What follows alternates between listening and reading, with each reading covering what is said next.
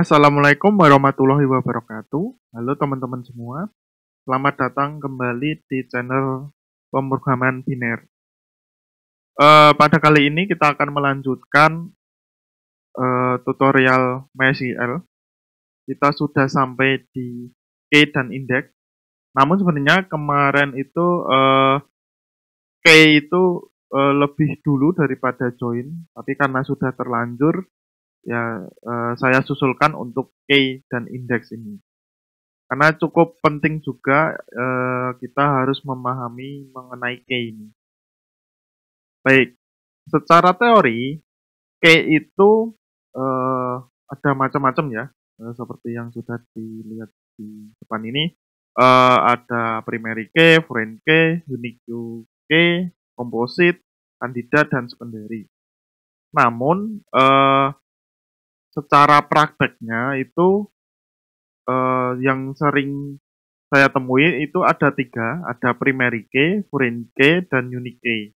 Untuk 456 ini untuk secara prakteknya belum pernah saya temui ya, atau saya nggak sadar sudah pakai atau memang saya nggak tahu ada atau tidak untuk cara prakteknya. Nah, eh dari 1, 2, 3 ini primary key itu digunakan untuk eh, pada satu tabel itu ada satu nilai unik, field unik atau data unik yang digunakan untuk menjadi key ya. Data unik. Data unik itu data itu tidak boleh sama dengan data yang lain. Kan per data itu tidak boleh ada yang sama. Seperti itu. Misal ada NIK, ada NIM, ada apa ya, kalau BPJS itu ada kode BPJS gitu ya. Untuk nama itu tidak bisa dijadikan key, primary key. Kenapa? Karena nama itu bisa double, bisa berulang atau bisa sama gitu ya untuk nama ataupun data yang lainnya. Jadi nilai unik gitu. Untuk primary key sendiri itu syaratnya itu harus unik. Nah, nomor 3 itu unik. Nah, unik itu belum tentu bisa menjadi primary key. Jadi bisa jadi data itu hanya unik, tidak boleh sama, tapi bukan sebagai kunci utama dari satu tabel itu. Untuk foreign key itu kunci tamu, kunci tamu. Jadi kunci itu ada di tabel lain yang mengarah di tabel induknya.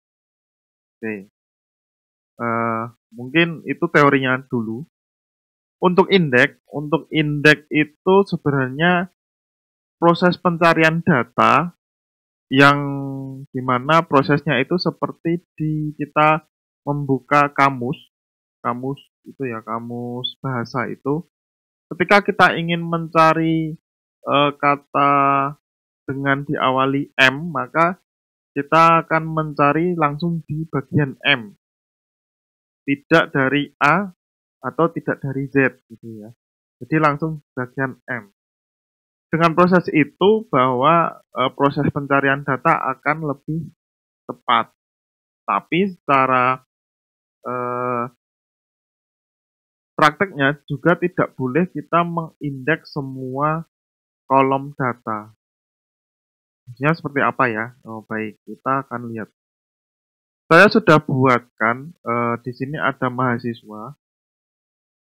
Di sini ada mahasiswa dan di sini ada mata kuliah yang diambil mahasiswa. Di sini struktur datanya. Nah, ini sudah saya set dengan primary key di ID. Yang mahasiswa ya, yang mahasiswa itu datanya seperti ini. Saya sudah set di primary key ID. Ini ada NIM, ada nama, ada jurusan. Otomatis ketika kita mengeset primary key, jika secara default MySQL itu sudah mengeset indeksnya. Jadi yang terindeks itu untuk ID ini. Kalau kita mengindeks semua kolom ini, maka malah ketika datanya sudah banyak itu proses pencarian datanya akan lebih lambat. Katanya seperti itu. Secara prakteknya saya juga belum pernah mencobanya karena secara default indeksnya sudah terset ya, tidak tidak saya ubah-ubah gitu ya. Nah, pertanyaannya adalah NIM juga unik. Kenapa tidak menggunakan primary key itu dari NIM? Nah, sebenarnya bisa saja untuk melakukan primary key dari NIM ini, hanya saja apakah kita mau direpotkan dengan membentuk key-nya si NIM ini atau membentuk datanya si NIM ini. Ketika kita sudah menggunakan ID, dia sudah menggunakan namanya auto increment atau ketika kita menambah data, datanya itu otomatis untuk ID-nya itu sudah menghitung sendiri. Jadi ketika kita insert seperti ini atau menggunakan query, ID-nya itu tidak perlu diisi. Misal 211 ini tahun dan bulan dan 06 ini urutannya. Nah, kalau kita mengeset NIM ini primary key, maka kita akan kesusahan membentuk NIM-nya ini. Nah, ini otomatis sudah terbentuk ya, 6 gitu. Kalau kita mengeset NIM-nya ini kan tidak bisa auto atau increment ya, tidak bisa menambahkan satu langsung. Tapi kita harus membuat rumus lagi atau query lagi untuk menambahkan NIM ini. Jadi menurut pengalaman saya bahwa primary key itu diset di ID. Untuk NIM, agar datanya itu tetap unik, lebih baik menggunakan key lain seperti unique key. Nah, di mana itu mengeset unique key atau key yang lain di ID ini. Ini ada di sini ya. Klik ID-nya. Ini di mahasiswa, ada tabel, akan muncul seperti ini. Nah, ini diklik saja, klik kanan. Kemudian di sini ada create new index. Nah, ini yang akan terbentuk index ya. Index baru menggunakan primary key ya. Ini karena sudah diset jadi abu-abu. Dia bisa menjadi unique. Nah, untuk key ini kurang tahu. Tapi ini ada unique di sini. Setahu saya ini key untuk foreign key ya yang hijau ini. Unique ini digunakan untuk menandakan bahwa data ini unik, tidak boleh ada yang double. Kita coba. Ini NIM sudah ada seperti ini ya. Kita coba NIM-nya itu ada yang sama. 211106. Ini belum saya set unik, jadi dia harusnya bisa masuk. Oke, saya hapus. Nah, gimana kalau ini di set menggunakan menjadi untuk NIM ya? Unik. Save. Bisa. Kemudian saya insert lagi menggunakan data yang sama 6, maka dia akan error. Duplikat key tidak boleh.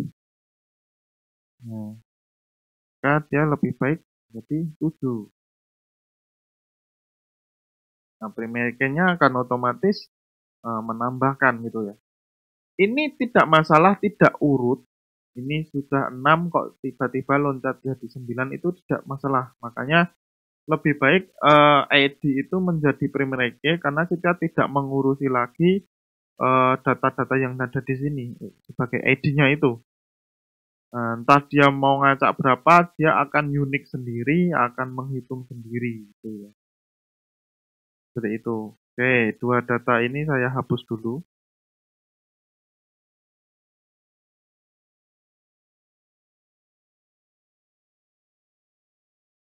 Nah, itu kita sudah membahas unique key.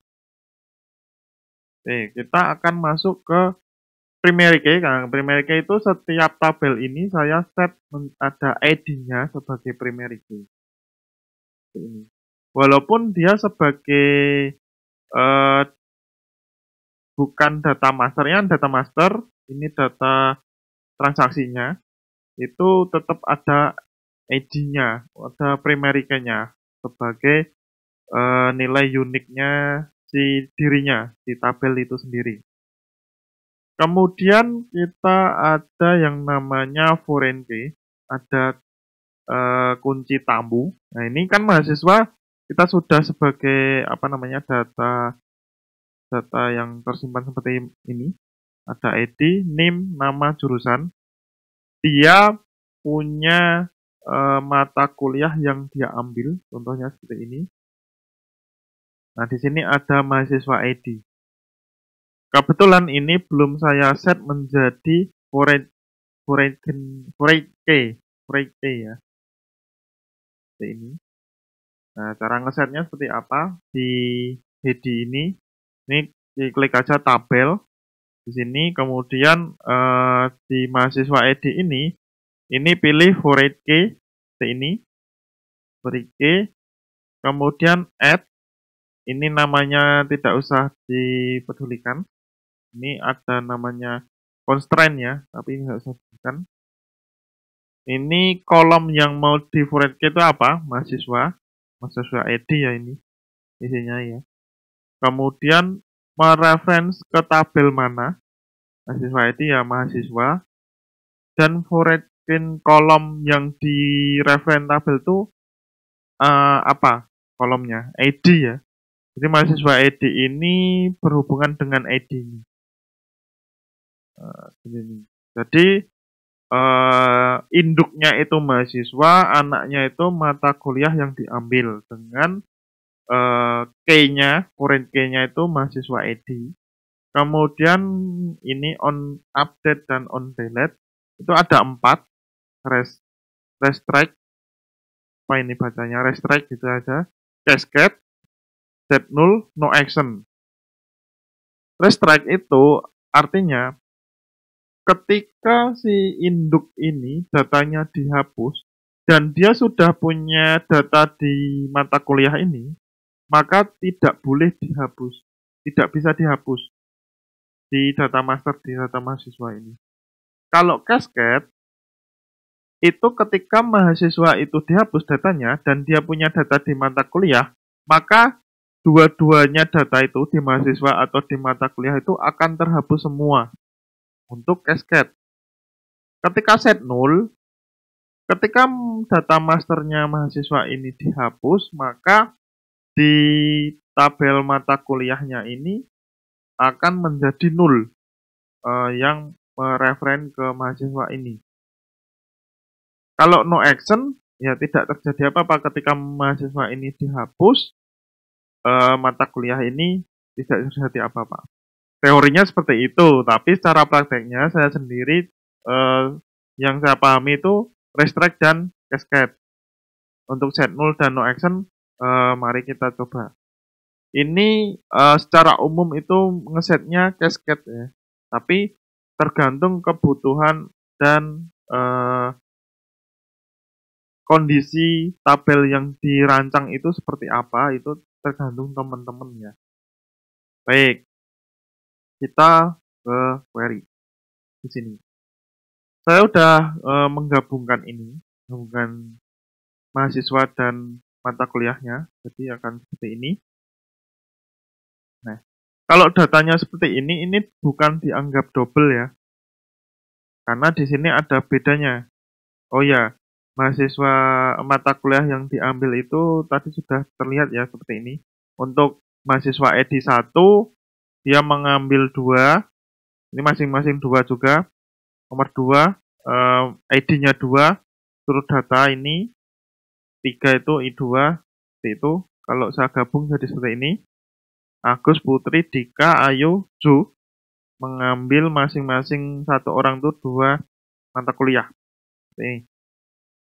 Ini ID-nya si mata kuliah diambil, ini saya bintang ya, jadi muncul semuanya. Jadi seperti ini. Ini tadi sudah kita set cascade ya, cascade di sini.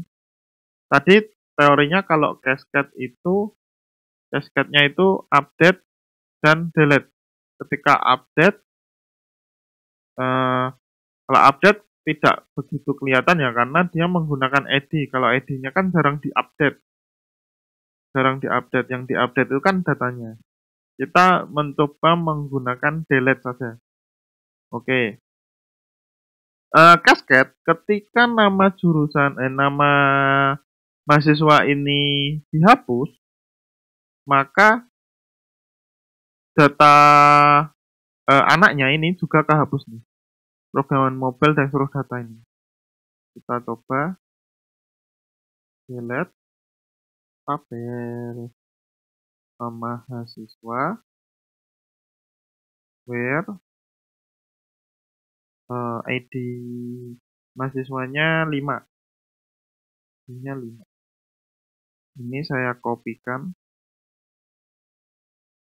ini untuk melihat data sebelum dan sesudahnya ya. Seperti ini. Nanti otomatis yang dihapus itu cuma mahasiswa, tapi mata kuliah yang diambil dengan ID mahasiswa 5 ini ikut kehapus secara otomatis. Baik, coba. Delete from. Ini from. Ini data sebelumnya masih ada 5, kemudian ada delete dan saya munculkan lagi hasilnya. Data nomor 5 itu kehapus dan mahasiswa ID-nya yang mata kuliah yang diambil dengan ada mahasiswa ID 5 juga ikut kehapus. Itu karena menggunakan cascade. Kalau kita ubah dengan restrict, apa itu bacanya ya? Yang dua-duanya. Oke.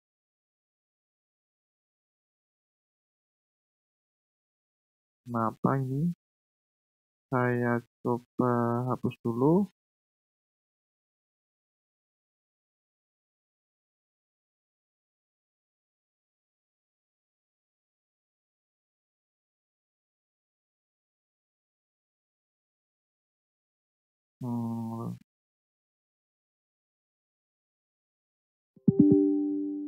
Nggak mau. Karena ini sudah ada datanya, jadi apa namanya? Ada error. Jadi ini saya set 0 dulu semuanya.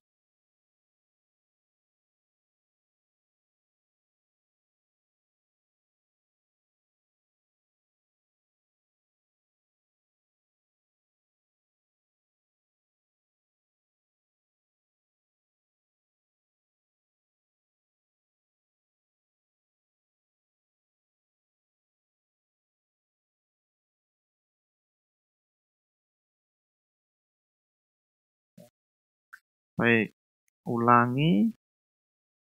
P-nya itu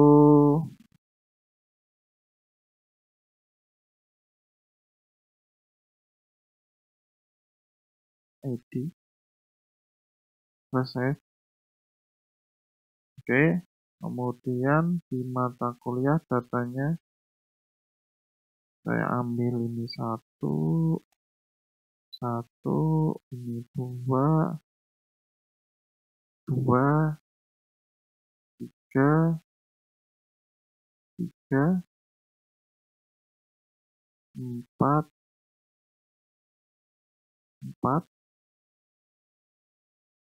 ini belum update.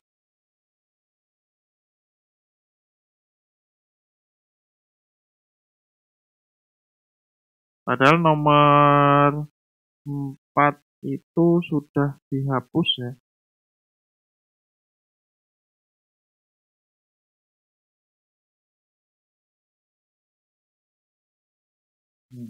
Ini kenapa jadi nol ya?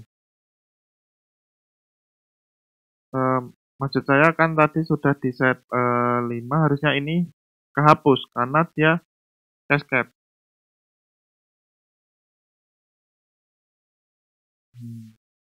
Kemungkinan karena tadi ini belum diupdate dan saya ubah ke sini, dia kesimpan lagi. Harusnya ini sudah hilang karena tadi sudah diselect lagi, hilang ya.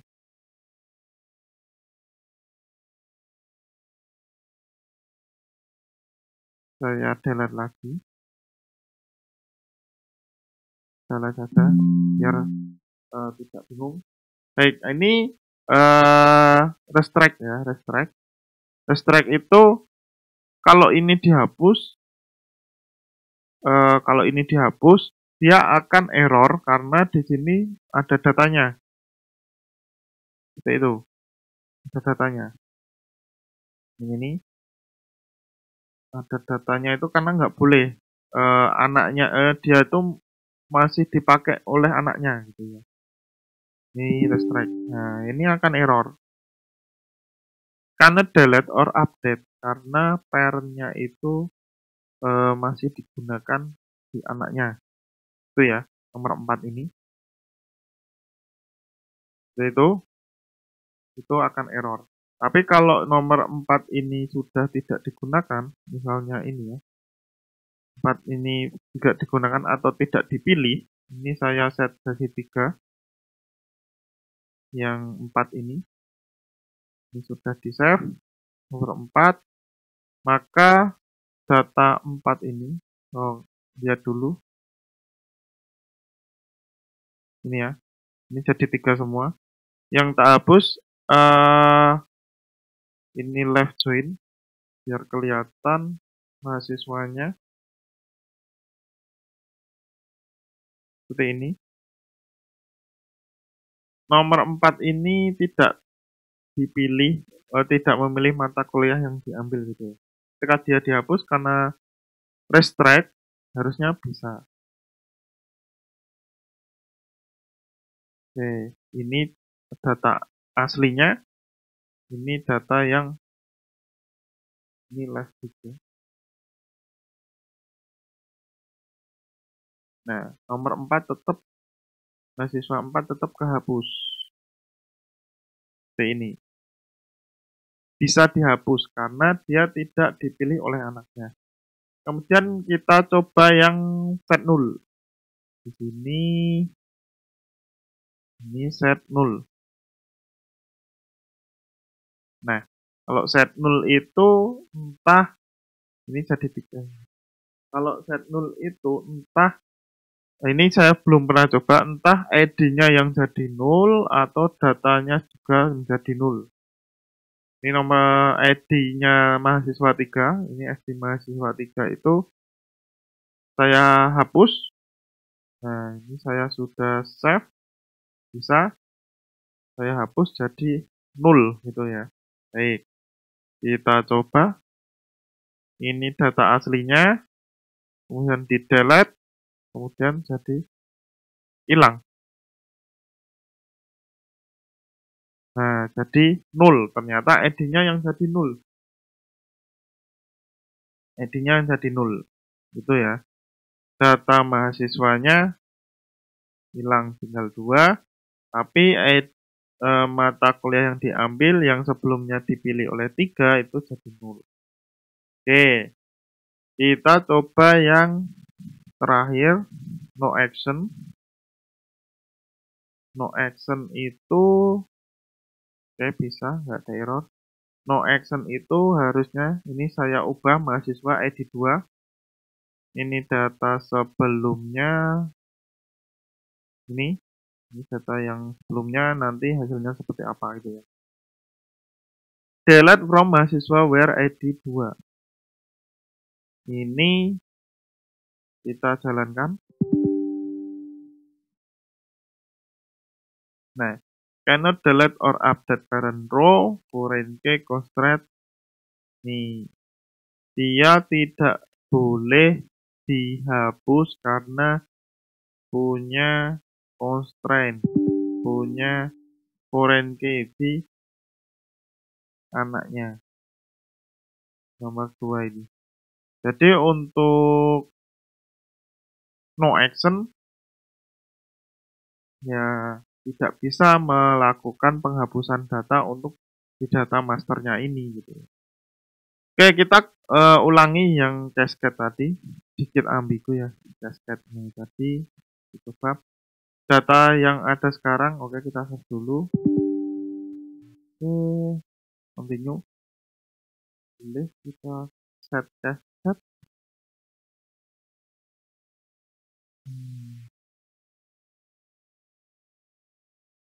Cascade ya. Data mahasiswa ada sisa 2, data mata kuliah yang diambil itu ada 2 juga seperti ini. Kalau nomor 2 dihapus, harusnya 3 dan 4 ini ikut kehapus. Seperti itu ya. Ini 2 dihapus, 3 dan 4, edi 3 dan 4 ini kehapus karena punya mahasiswa edi 2. Oke, kita coba. Ini data aslinya, data sebelumnya. Ini data yang sudah dihapus setelahnya. Ini mahasiswanya sudah dihapus, tinggal satu data. Mata kuliah yang diambil, ya yang 3, 4 itu juga kehapus. Gitu ya. Untuk cascade. Baik. Untuk key cukup itu saja. Primary key, foreign key, dan unique key untuk 4, 5, 6 ini karena saya tidak tahu prakteknya seperti apa, tetapi ada teorinya. Jadi saya tidak mencobanya. Terima kasih kepada teman-teman yang sudah menonton. Assalamualaikum warahmatullahi wabarakatuh.